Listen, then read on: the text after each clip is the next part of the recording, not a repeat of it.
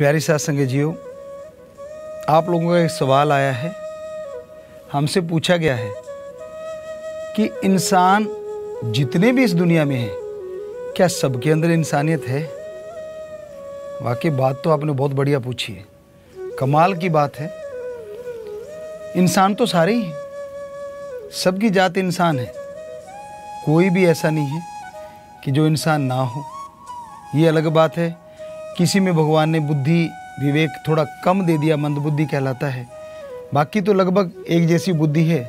जितना आप उससे काम लेते हैं उसके अकॉर्डिंग वो बढ़ती चली जाती है। तो क्या सबके अंदर अच्छी बुद्धि होने के बावजूद सभी लोग इंसान हैं? सोचने वाली बात है।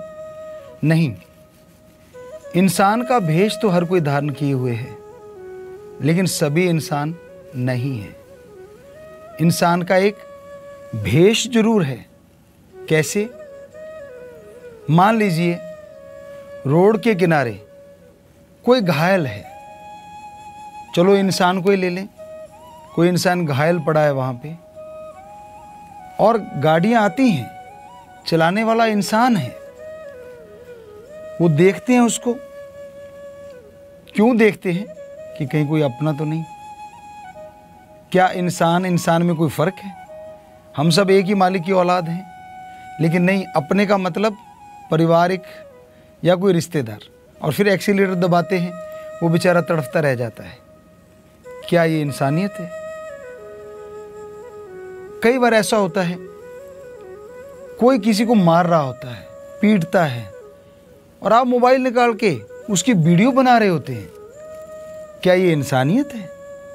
क्या ऐसे इंसान कहें? इंसान का काम तो किसी के दुख दर्द को देख के उसके दुख दर्द में शामिल होना, और हो सके तो उसके दुख दर्द को दूर करने की कोशिश करना। इसका नाम इंसानियत है। लेकिन ये बहुत कम पाया जा रहा है। अब आपने इंसान को देखा कि तड़पते इंसान को छोड़ के लोग कैसे आगे बढ़ जाते हैं। एक आपको इसके साथ उदाहरण देते हैं।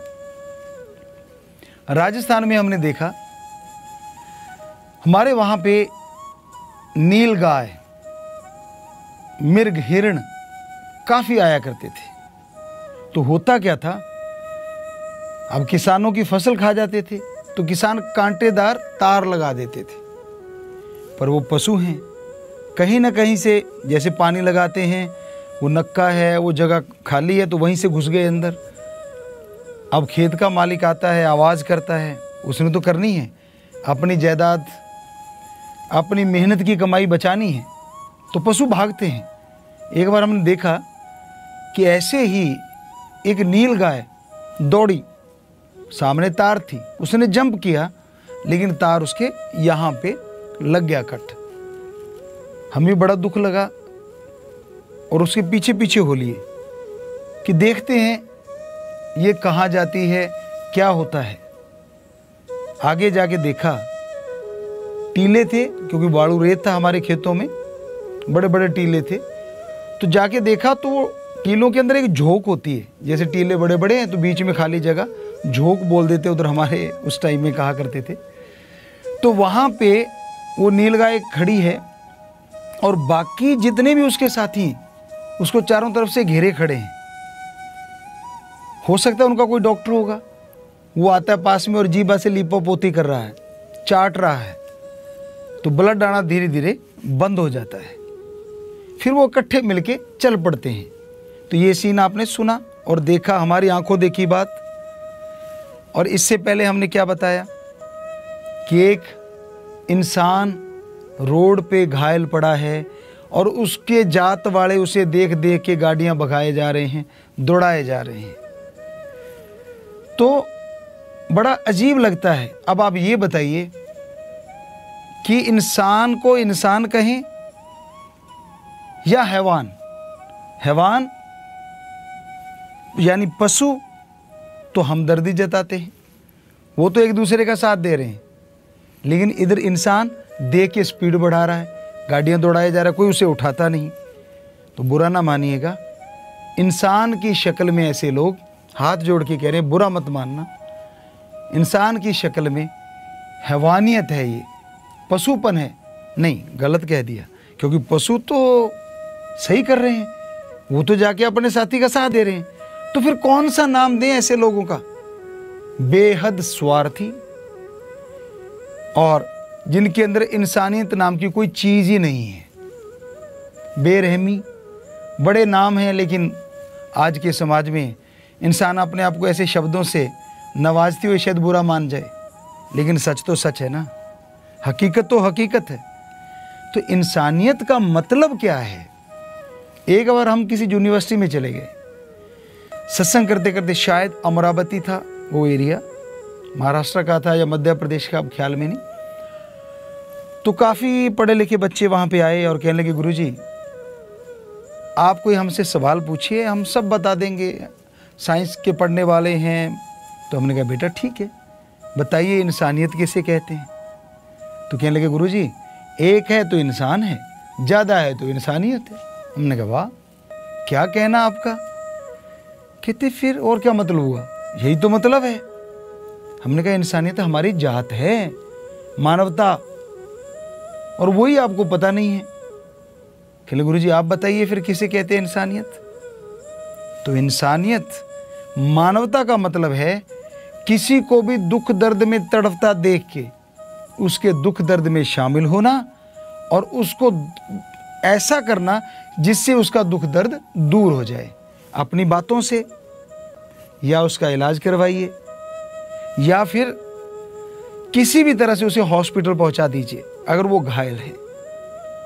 किसी को दुखी देख के जो ठहाके लगाते हैं, किसी को दुखी देख के जो खुशी मनाते हैं, वो इंसान नहीं, हमारे धर्मों में उन्हें शैतान या राक्षस कहा जाता है। तो अपनी जात को बदनाम मत कीजिए। इंसान हैं तो इंसानियत को जिंदा रखिए, और इंसानियत जिंदा रहेगी तभी जब इंसानों वाले कर्म करेंगे। और भी कर्म है, जैसे देखा जाए तो हमारे धर्मों में इंसान को सबसे बड़ा माना गया है, इंसान को सर्वश्रेष्ठ कहा गया है। क्यों? अगर खाता इंसान है तो खाते तो जीव जंतु पशु भी हैं। बाल बच्चे इंसान पैदा करता है तो वो तो पशुओं के भी होते हैं। घर इंसान बनाता है, वो तो पक्षी जानवर सब बनाते हैं। फिर धर्मों में सर्वश्रेष्ठ क्यों कहा गया? किस लिए कहा गया? अभी और भी बात है, कई मामलों में पशु आगे हैं। पशुओं के जीते जी मलमूत्र खाद के काम आता है, वो दूध देते हैं जिसे हम लोग पीते हैं, वो भी काम आता है। और मरणोपरांत हड्डियां, मांस, चमड़ा सब किसी न किसी के काम में आ जाता है। लेकिन इंसान का तो जीते जी गंदगी संभालने में बड़ी मुश्किलें आ रही हैं। कैसे संभाला जाए? सीवरेज हैं, बड़ा कुछ किया जा रहा है, लेकिन बड़ी मुश्किल है। और उधर पशुओं की गंदगी खेतों में डलती है और उससे बहुत उपज होती है। जैसे गऊ का ले लीजिए, गऊ माता, उसका तो आपको कल परसों भी जिक्र किया था हमने कि उनका तो गोबर राजस्थान में कच्चे हमारे जब मकान हुआ करते थे, चूल्हे हुआ करते थे, हम लोग पोछा लगाते, हमारी माता जी को हमने ऐसे करते देखा, और भी देखा लोगों को घरों में जिनके ऐसे कच्चे चूल्हे वगैरह। तो क्यों? क्योंकि उससे बैक्टीरिया, वायरस खत्म हो जाते हैं। अब इंसान के तो आप जानते ही हैं, कोई वहाँ खड़ना पसंद नहीं करता, यहाँ ये गंदगी गोबर पड़ा हो। तो इस मामले में तो इंसानों से जानवर आगे निकल गए, क्योंकि जीते जी इंसान के ये चीज़ें काम नहीं आती, और मरणोपरांत भी चक्कर पड़ जाता है। हड्डियाँ वगैरह संभालने में काफ़ी टैक्स लग जाता है, आप जानते हैं, समझदार हैं। और यहाँ तक कि जलाने में भी या दफनाने में भी समय लगता है। तो कहने का मतलब फिर धर्मों में क्यों कहा गया सर्वश्रेष्ठ? किस लिए कहा गया? क्योंकि इंसान एक ऐसा है जो उस ओम, अल्लाह, वाहिगुरु, गॉड, खुदा, राम का सुमरन करके, उसका नाम जप के उसे हासिल कर सकता है। जबकि पशु परिंदे चाहते हुए भी दोनों जहां के मालिक ओम, राम, अल्लाह, वाहिगुरु, गॉड को नहीं देख सकते। ये एक ऐसा कार्य है जो इंसान को इंसानियत की बुलंदियों पे ले जाता है। तो ये कर्म भी जरूर कीजिए। आप बड़ा अच्छा सा जवाब देते हैं इस बारे में कि गुरुजी हमारे पास तो समय ही नहीं होता। अजी कमाल करते हैं आप। सही टाइम पे आप खाना खाते हैं, सही टाइम पे आप फ्रेश होते हैं, सही टाइम पे आप नहाते हैं, सही टाइम पे आप दफ्तर जाते हैं, सही टाइम पे हर कार्य कर लेते हैं। उसके लिए तो समय है, क्योंकि उससे स्वार्थ जुड़ा हुआ है, गरज जुड़ी हुई है। और आपको लगता है भगवान जी क्या भक्ति करने में क्या फ़ायदा, ये तो हाथों हाथ नगद नारायण मिल जाएगा जब जाएंगे। अब राम जी पता नहीं कब देंगे और कैसे देंगे। अरे भाई, राम का नाम जपने से, अल्लाह वाहिगुरु गॉड का नाम लेने से आपके अंदर का आत्मबल बढ़ेगा, और आत्मबल बढ़ने से आपकी तमाम बीमारियां जो लगी हुई हैं या आने वाली हैं उन पे जल्दी से जल्दी आपका कंट्रोल हो जाएगा, यानी वो बीमारियां गायब हो जाएंगी और आप इंसानियत की बुलंदियों पे जाएंगे। तो थोड़ा सा टाइम, चलो 5 मिनट, 10 मिनट सुबह, 10 मिनट शाम को राम का नाम लेके तो देखिए। जो कर्म किया ही नहीं आपने, कैसे कह सकते हैं उससे आपको कुछ मिलता है कि नहीं मिलता। अगर आप पढ़ते ही ना, डिग्रियां लेते ही ना, कोर्स करते ही ना, तो नौकरी कहाँ से मिलती।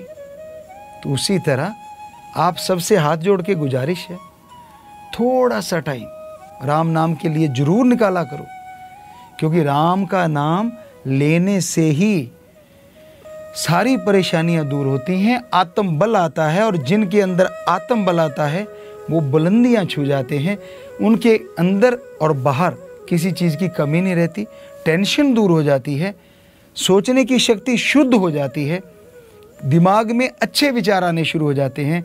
और इसी का नाम इंसानियत है।